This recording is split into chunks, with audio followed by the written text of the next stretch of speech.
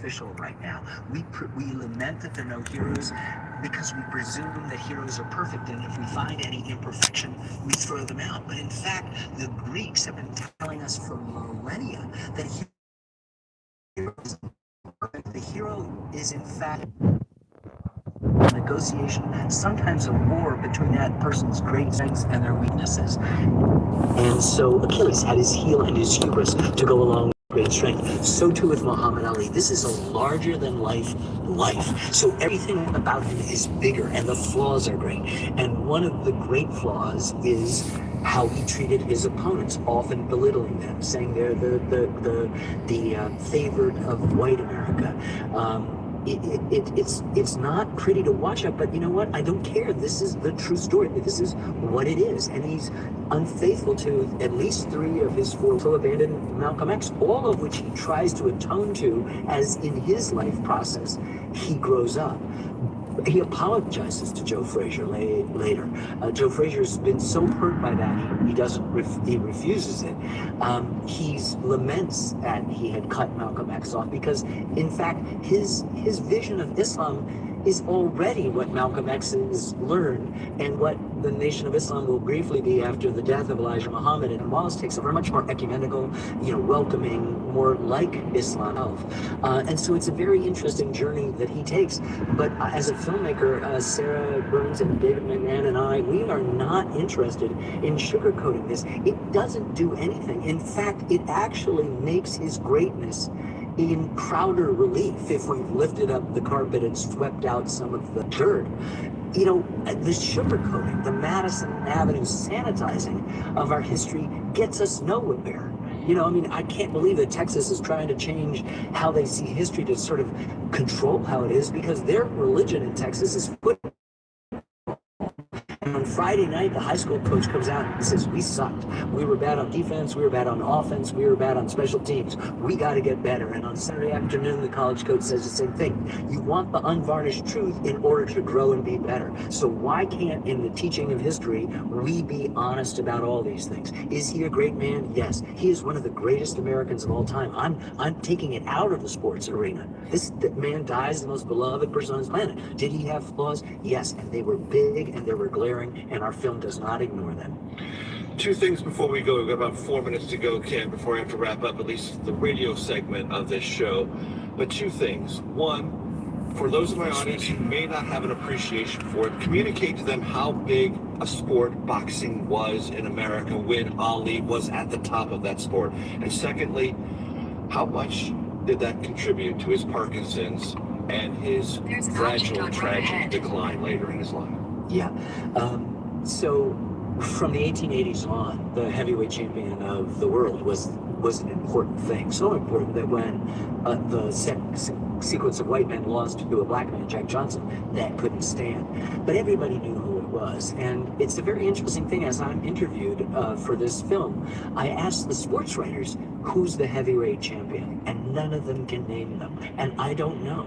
And I don't care, because after Muhammad Ali, you don't care. It's a brutal sport, and there's nothing fun about watching it unless there's artistry and all of these other intersections of the themes that we've been talking about today, nature. But, maybe Mike Tyson a little bit, but that's more because he bit somebody's ear and there's more a kind of the bad boy.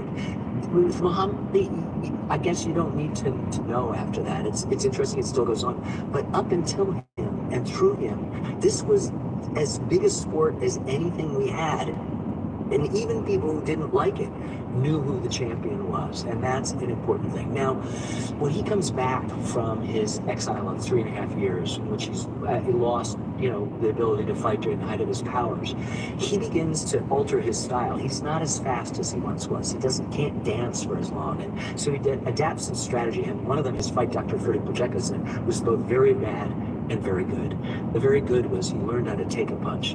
The very bad was he learned how to take a punch, and he took thousands of punches. And we believe that kind of neurological damage, just as we debate even today, an article in the New York Times today about whether we should watch football because it promotes the kinds of CTE concussions that cause dementia, that causes suicide, depression, early death, all of that sort of stuff is very common. And so he emerges in the early 80s with clearly slowed speech and the beginnings of a tremor. Some of the people that we interviewed noticed the first tremors after hard workout. And for the last essentially 3 decades or more of his life, Parkinson's really is dominating his life. And it's interesting, though, as sad as that now sounds to say, it's when he begins to, I mean, he already, by the time he beat George Foreman in Kinshasa in the Rumble in the Jungle, it's just, you can't make this stuff up. There's no Hollywood director, though, producer that would go ahead with this story. He's begun to become not just the greatest boxer, but the greatest and the most beloved person on his planet. And in a way, the film wants to look at, unflinchingly, the kind of person he became afterwards. You know, Michael J. Fox said, who suffers from Parkinson's, I couldn't be still until I couldn't be still. It's a beautiful comment. And in a way, this most valuable of talkers, who we love to hear talk, he could speak even louder or further when he couldn't talk. And so when he held a press conference in the 60s or 70s, most of the sports world stopped. When he couldn't talk and he visited Pakistan or Malaysia or Saudi Arabia in the 80s or 90s or aughts, the whole country stopped. Precisely. Ken Burns mentioned the George Foreman fight. It's astonishing, and it only explains how much there is to talk about and how little time we have that we didn't even... The riot that Trump allegedly incited. Trump incited the riot on the 6th, but on the 5th, there were bombs put outside the DNC and the RNC. We've never found the person who did that. All the cameras in Washington, D.C., they're everywhere. They can read what you're reading on a piece of paper sitting on a park bench. These cameras all around Washington, D.C. But we never got the license plate on the white van. So weird. But some grandma in Dubuque who went with her girlfriends to go hear the president speak and maybe didn't even go to Capitol Hill. Those people were tracking down with the Capitol Police who Nancy Pelosi has now dispatched on a nationwide level. Those are things we should be worried about. Those are the things that we got to watch out for, which is why, again, I know people, and you can disagree with me, and that's fine. But with this rally that is coming up on Saturday against these COVID lockdowns and the continue on, trust me, this is going to keep going in 22. They're going to the midterms. I got news for you. But I just don't think it's a good idea, because I do think that it will be co-opted, and I do think that no good is going to come of it. They're going to try to paint you as violent, and the Capitol Police will be dispatched to come after you too, even if you had just the gall to show up at that rally. I'm Mary Walter. Thank you for listening to the David Webb Show. Have a great day. Hey, Norman, you've got mail from Coventry. Oh, our big check. Every day, retirees are finding out that they can live the life they want to live with the cash they get from selling their life insurance, even term insurance. Find out how you can get immediate cash by selling your life insurance, or just part of it. If you have $100,000 or more of life insurance, you may qualify. Call 800-386-9978. 800-386-9978. 800-386-9978. I am Robert Strickler. My wife Joyce and I have been married for 53 years. Certainly one of the really important things in my life are our children and our grandchildren. I'm essentially a writer. I've been involved in communications in the media. I've been an avid fly fisherman for at least 40 or more years. I've been taking Prevagen on a regular basis for at least 8 years. For me, the greatest benefit over the years has been that Prevagen seems to help me recall things and also think more clearly, have a crisper ability to remember and think through things. And I enthusiastically recommend Prevagen. It has helped me an awful lot. Prevagen, healthier brain, better life. Robert Strickler is a content contributor for Prevagen and real user, based on a clinical study of subgroups of individuals who are cognitively normal or mildly impaired. This product is not intended to diagnose, treat, cure, or prevent any disease. If you're a truck driver who likes the open road but needs more time at home, check out Rail Transport's Home Daily Regional Fleet. You heard me right. Run regionally and be home every day. You work hard as a professional driver and you deserve a lot. A life outside the truck. We tailor home time to your needs. Want to stay out a little longer? Rail also offers home weekly driving positions. To learn more about the opportunities in your area, Check out rail.jobs. That's rail.jobs.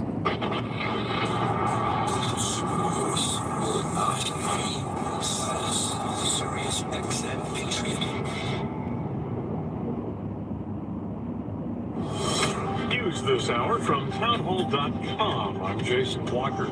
Pentagon retreating from its defense of a drone strike that killed numerous civilians last month in Afghanistan. Correspondent Ken Lorman reports a review shows the attack did not kill an Islamic State extremist as first believed. Marine General Frank McKenzie, head of U.S. Central Command, called it a tragic mistake. For days after the August 29th strike, Pentagon officials asserted it had been conducted correctly, but news organizations were raising doubts, reporting that the driver of the targeted vehicle was a longtime employee of an American humanitarian organization and cited an absence of evidence to support the Pentagon's assertion that the vehicle contained explosives. Ken Lorman reporting. Also at townhall.com, in Texas, Governor Greg Abbott says he signed a bill to get more funds for border security. It is the federal government's job to secure our border. But the Biden administration has failed to do its job. So Texas is stepping up and doing what the federal government is supposed to do. The U.S. official says the Biden team plans on massive movements of Haitian migrants in a Texas border city on flights to Haiti, taking them back starting Sunday. Move represents a swift response to some 11,000 Haitians who have been living under a bridge in Del Rio. Garbage and debris piling up on a lot of streets in New Orleans 3 weeks after Ida pounded the city. Anger is rising too. Some residents telling city council members Friday they haven't had a garbage pickup since 1 week before Ida. More on these stories at townhall.com.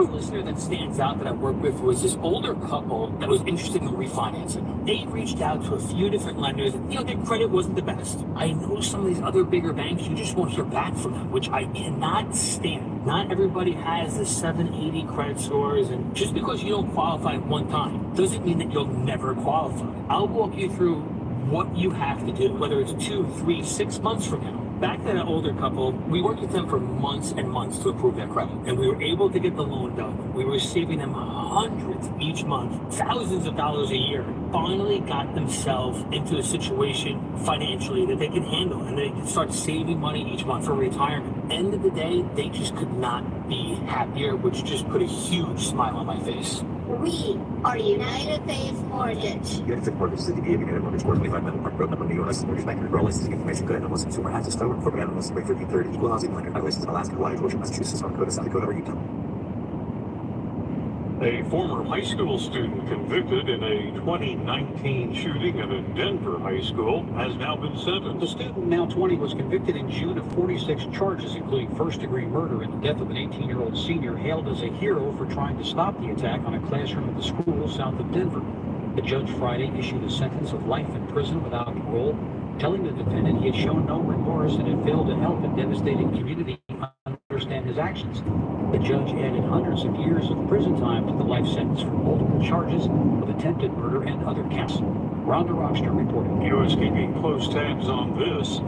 Satellite images show North Korea expanding a uranium enrichment plant at its main Yongbyon nuclear complex. Clear sign the communist regime is intent on boosting the production of bomb materials. Breaking news and analysis at townhall.com. Politics is downstream from culture, carrying on the legacy of Andrew Breitbart. This is Breitbart News Saturday with your host, Matt Boyle.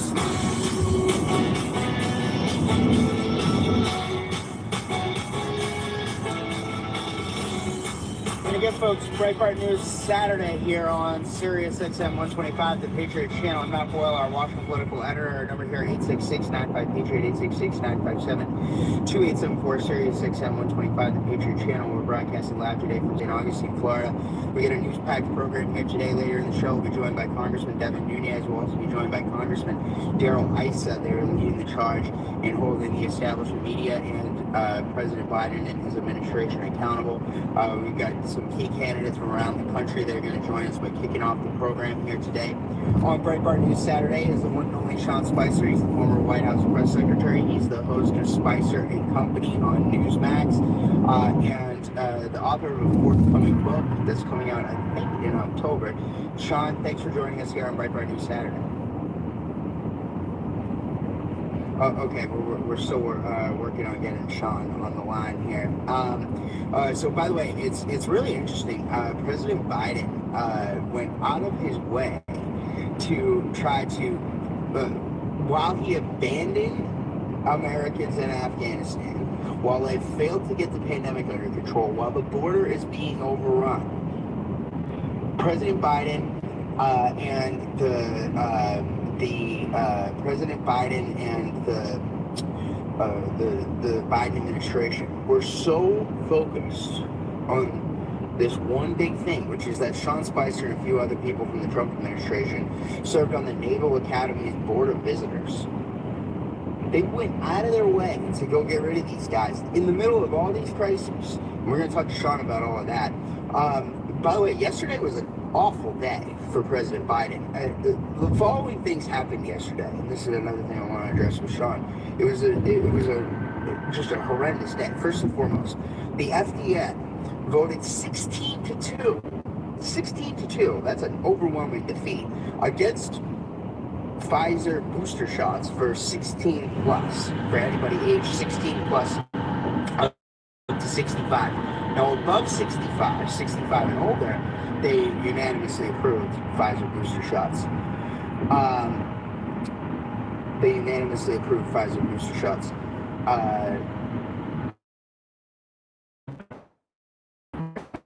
Get this number over to our producer here so we can get it on the program.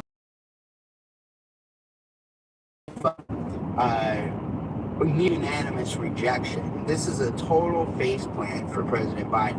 In addition to that, we had General McKenzie admit that this drone strike in Afghanistan that they claimed originally falsely killed ISIS-K terrorists actually just killed a bunch of children and civilians.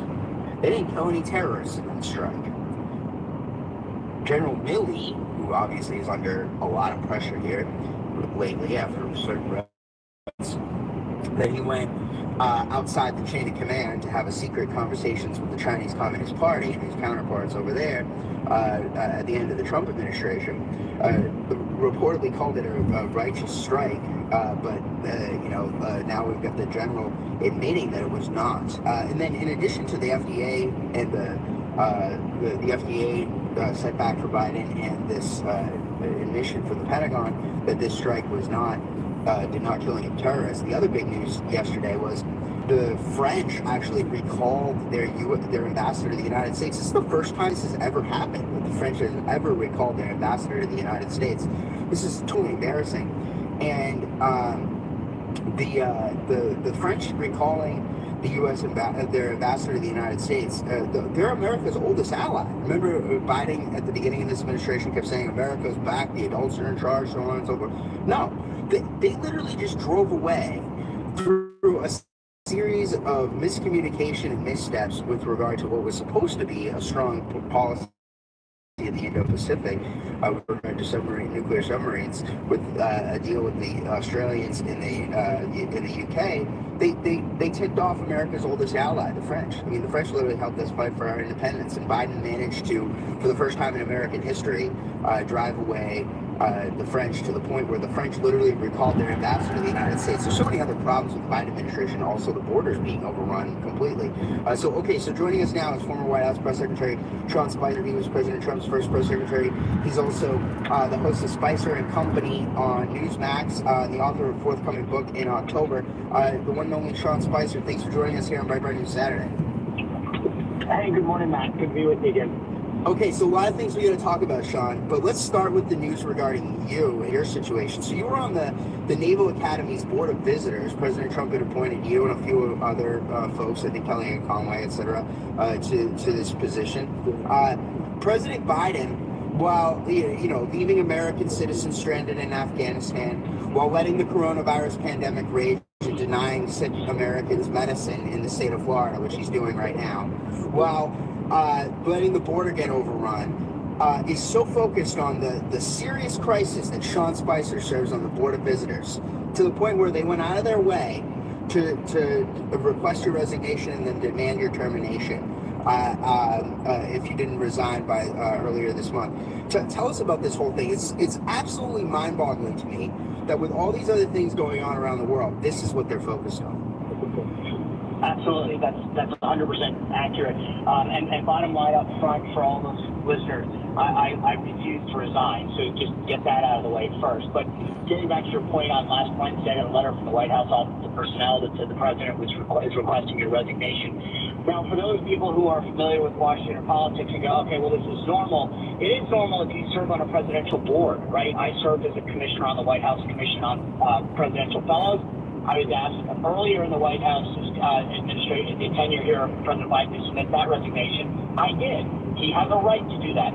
This, however, the military service academies are statutory boards set forth by Congress by the U.S. Code.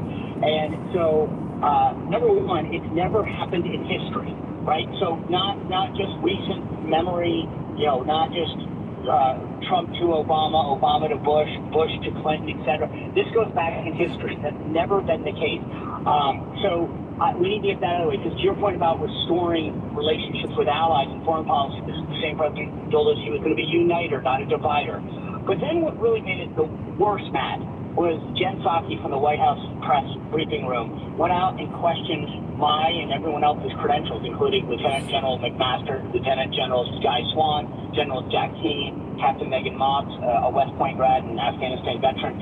And she said that it was qualifications that were of concern. And look, I've always said that people have a right, a way to serve this country in a way that they see fit, right? Each of us does it in our own way, whether it's locally on a PTA or through some community organization, or for some of us, like myself, 22 years in uniform.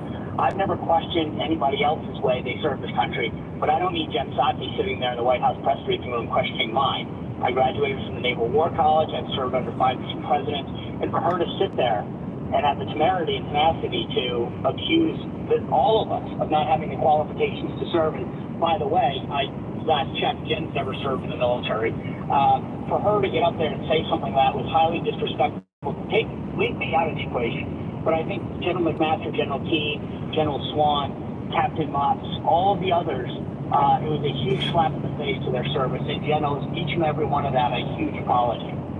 Right. And so now, Sean, what's really troubling about this is that they're so focused on this in the middle of their disasters. It seems like this may be one of many things that they've been doing to try to change the subject or get off of the news of their disastrous withdrawal from Afghanistan. But, by the way, Sean, I think there are still north of 100 American citizens held hostage by the Taliban in Afghanistan, and they're focused on this. But let's talk about the Afghanistan situation. I mean, when you saw the way that they've handled this, I mean, now the latest is they admitted last night that this drone strike that they originally claimed was a righteous strike. General Milley was out there saying that they originally claimed was one that killed ISIS-K terrorists. They now admit no, only including at least 7 children. What are your thoughts on that whole thing as it's played out the last 24 hours? Well, I think it's important to note what you said earlier, Matt, that this is a collapse, this huge disaster. Minister regarding both the withdrawal and then the drone strike that killed 10 civilians, including 7 children. That's being done in the past 7 days, from the attempt to terminate us to all of these other dogs and pony shows that they're putting forward with the Australia-UK agreement that ultimately, upset France, and you touched on that a moment ago. It's a massive distraction. Matt, you mentioned my book earlier called Radical Nation. I talk about the qualifications in this book. We've got to understand who these people are and the policies that they're pursuing, and I lay it all out in the book, because you look at a guy like Dennis McDonough, and you go, why is he heading the Veterans Administration? He's never served in the military. He's never worked with a veteran service organization. But what was he? He was an Obama crony. So he get a job. Why is Susan Rice, who's steeped in foreign policy, running the Domestic Policy Council, which is contrary to all of her expertise? Well, because they needed to find a place for her. Why was Pete Buttigieg, just 32 years old, or whatever he is, qualified to run the Department of Transportation? Not because he had done some amazing job in the private sector, because what President Biden himself said he was the first openly homosexual member of a department, leading a department. By the way, that's also not true, because Rick Grinnell, as President Trump's Director of National Intelligence, was the first cabinet. No, Rick was the first in a cabinet. But when Biden was spewed by half, and he said to lead a department, which is how they're getting around giving credit to President Trump for appointing Rick Grinnell. So they're trying to make sure that they are cute when how they refer to it. But nevertheless, Matt, the point is the same, that it's all identity politics, and people have to understand the motives and the qualifications or lack thereof of the people running this government. Right, and so Sean, they even the French went along with it. I remember a few months ago, I think, even Emmanuel Macron was out there saying, America is back, is what he said. They claimed the adults were back in charge. I think that, as evidenced by what happened with Afghanistan, what's happening now, French, they're our oldest ally. I mean, they were our ally before the British, before any... Hold on, stop, man.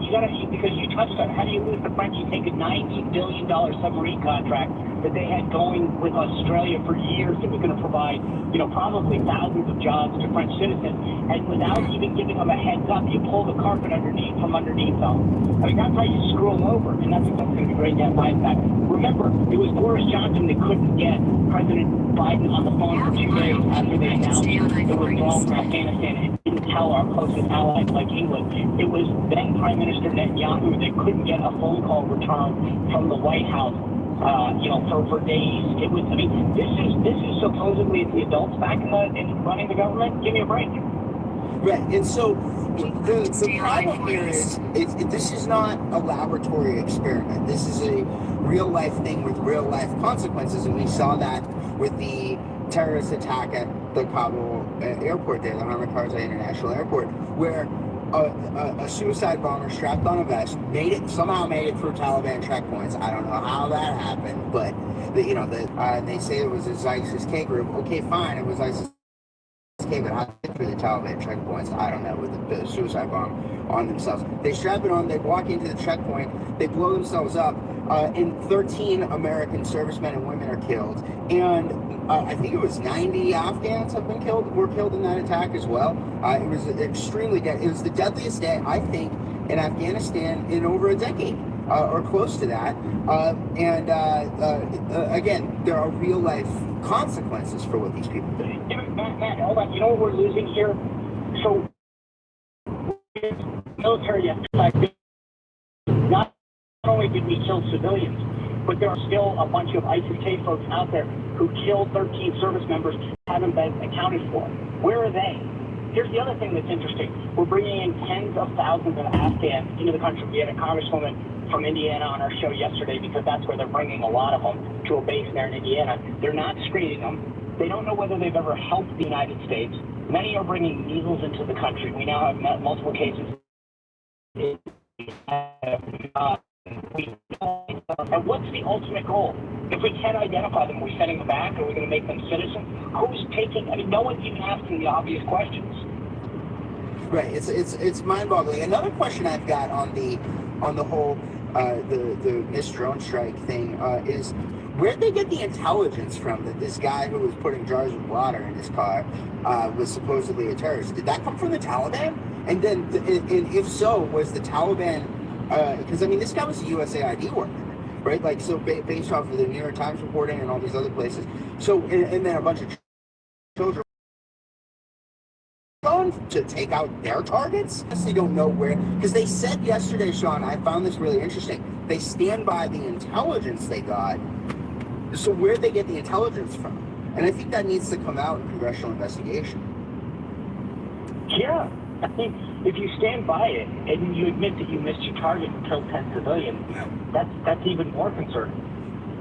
You know, another thing here, Sean, there has been zero accountability. Again, they're so focused on getting rid of you and you know, all these other folks from the Naval Board of Directors, Board of Visitors there, the Naval Academy Board of Visitors. But they haven't held any of their own administration accountable. No resignations, no accountability.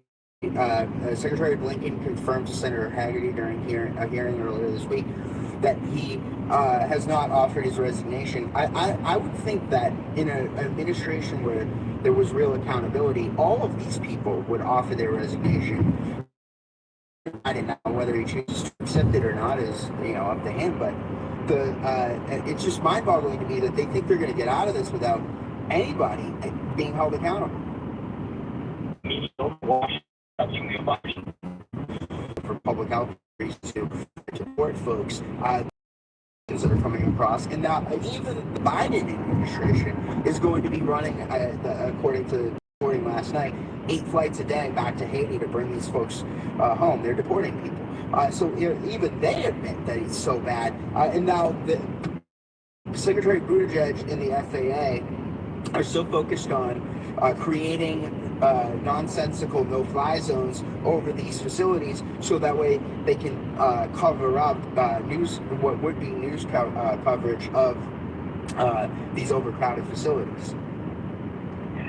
Yeah, but look, if you put a "Welcome to America" sign out on the border, which they've done, what do you think's going to happen? It's not just the Haitians, it's everyone else from around the world that thinks if I come, you're just going to let us in. I mean, we basically told everyone in the world, if you show up at our border and you sneak in, you'll become a citizen. Yeah, it's absolutely unbelievable. Okay, so Sean Spicer, host of Spicer & Company. The book is Radical Nation. It's coming out in October, right? Where can people go to get a copy of the book, watch the show, learn about you, and get involved if they so choose? Yeah, so the book, you can go to newsmax.com/23. I don't know why Newsmax did that, but just /23. SeanSpicer.com has it all as well. And then obviously Spicer & Company is on every night at 6 p.m. One of these nights, Matt, we've had Alex Marlowe from Breitbart on, but you got to get on there, man. I mean, tell me when, I'll be there, Sean. On the radio. Okay. The blankie. I figured it'd be due for a blankie soon. Never stayed enough. You know, I've had a lot of great things happen to me since I left the White House, and I appreciate everything you Get a nap, and we got an hour and 45 minutes left to go, so super supportive. I appreciate plenty of time for a nap, my dear. The book and help me, you know, show off my non-dancing skills. So, a big shout out to everybody in Breitbart Nation who has been supporting the cause, because you know, one of the things that I think is important and gets missed is conservatives have got to help conservatives more.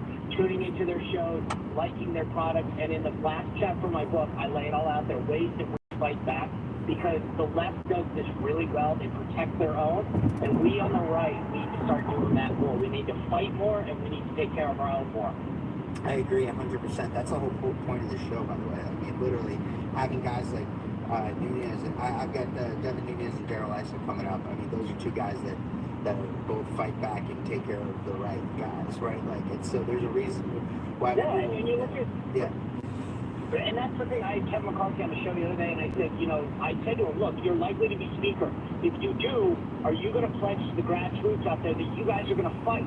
You're going to hold these folks accountable? Because I'm so tired of people saying, well, I just can't. Well, this is a reason why. If you're going to get the majority, do something with it.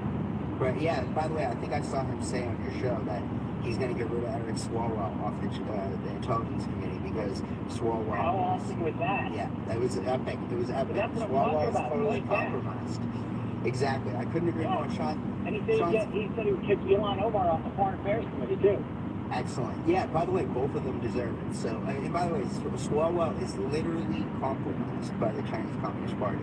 What do they have on him? And by the way, we've reported this. There are intelligence reports that exist that have detailed the nature of the relationship that Swalwell had with Fang Fang, and they're keeping them classified. President Biden, Avril Haines, the Director of National Intelligence, provided anybody with the original classification authority could order the declassification of those reports so the public can see them, but they're hiding from the American people. Sean Spicer, sir, I gotta leave it there though. I gotta take a break, sir. Thanks for joining us here on Breitbart News Saturday. Always a pleasure. As always, you bet. Okay, guys, Breitbart News Saturday here on Sirius XM 125, the Patriot Channel. We're gonna take a quick commercial break.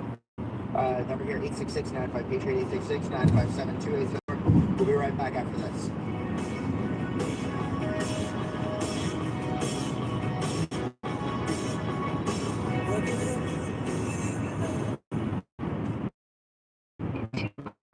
Hey guys, it's David.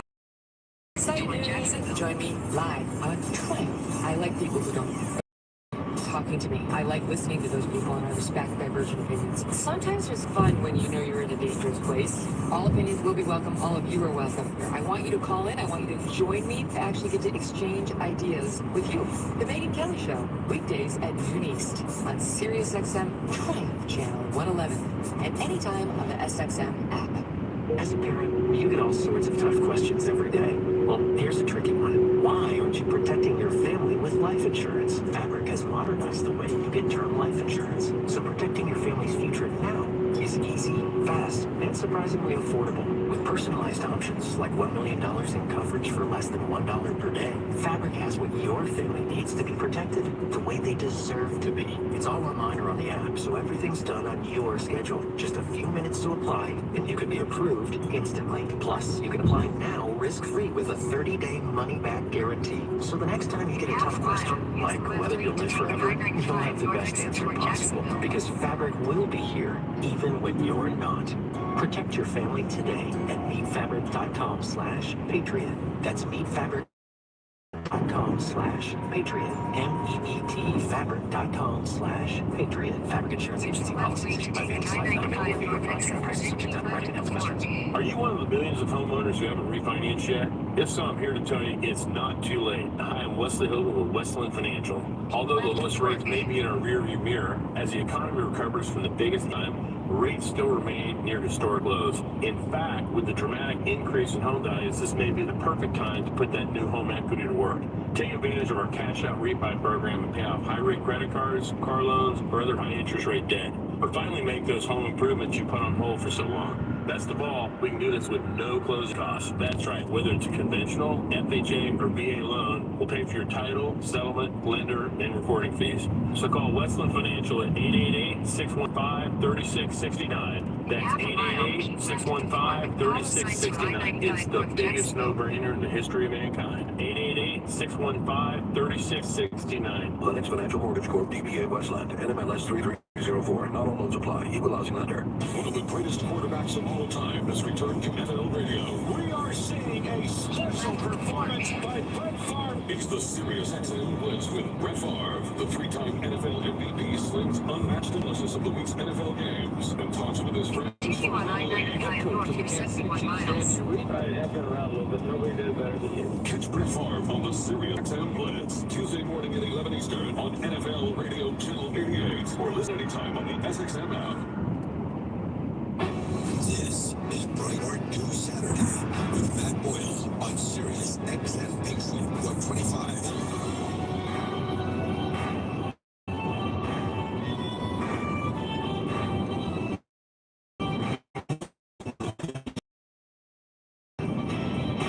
Breitbart News Saturday here on Sirius XM 125, the Patriot Channel. I'm Matt Boyle, our Washington political editor. Number here 866-95-PATRIOT, 866-95.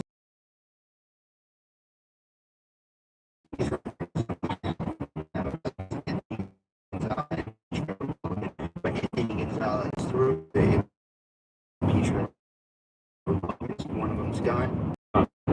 Okay, so Anthony Gonzalez has taken a knee. He's done. He's out. He's not running for re-election. What are your thoughts? My thoughts are, this is the first knee that he's taken since he's been in Congress and capitulated to the radical left. He knew exactly what he was going up against, and that's why he withdrew from the race. He saw the same polls that we're seeing, that I'm leading him by double digits. He saw that my fundraising numbers are just right behind him, and he knew that he was going to have to fundraise 10 times more the amount that I would have to just to change the narrative that he built around himself that he earned. He earned that narrative. He saw the writing on the wall, and this is exactly what happens, Matt. When you mess with Donald J. Trump, President Donald J. Trump and the MAGA movement, we're going to get you out of the race. And if he would have stayed in the race anyway, we would have beat him. But he didn't want to take that out. So, I think he made the right decision for himself and his family by getting out. But I want to say that nothing changes. I'm going to continue to go to these events. I'm going to continue to fundraise.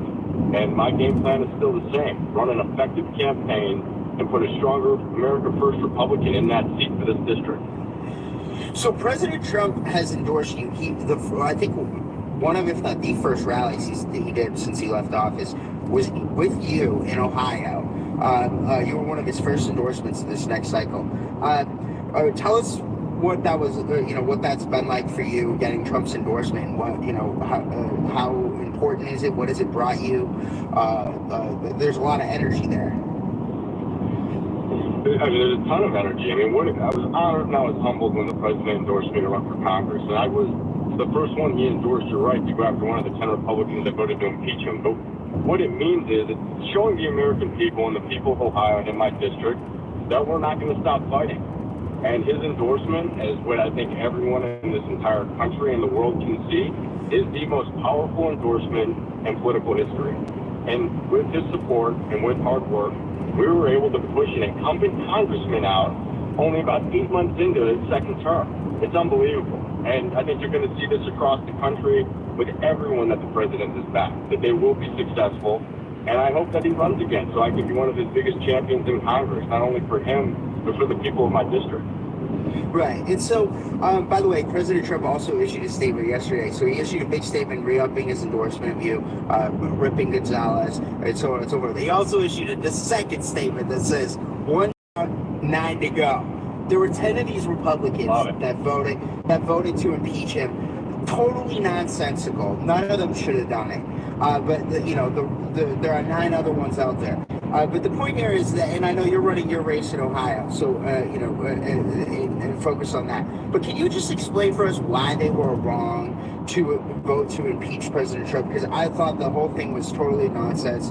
It was probably the second impeachment. I mean, the Democrat nonsense. But 10 of these Republicans did this. Why were they wrong? What was wrong about that decision? What should have been the right thing? Well, those 10 knuckleheads, they're pretty much idiots, and it's what they are. They didn't do that for the right reasons, or like Anthony said, to vote on his moral quote-unquote conscience. That's a load of crap. What they did is they took a purely political partisan vote, made it bipartisan, to try to elevate their trajectory in politics. That's a bad bet to take against a man like President Donald J. Trump, and they took it. They thought, like Anthony and others, that if they take this stance, it's going to help them bring them to the next level. They're going to be, the heroes of this country and of the Republican Party. Well, as you can see, they're not heroes, they're cowards. They're weak. And just like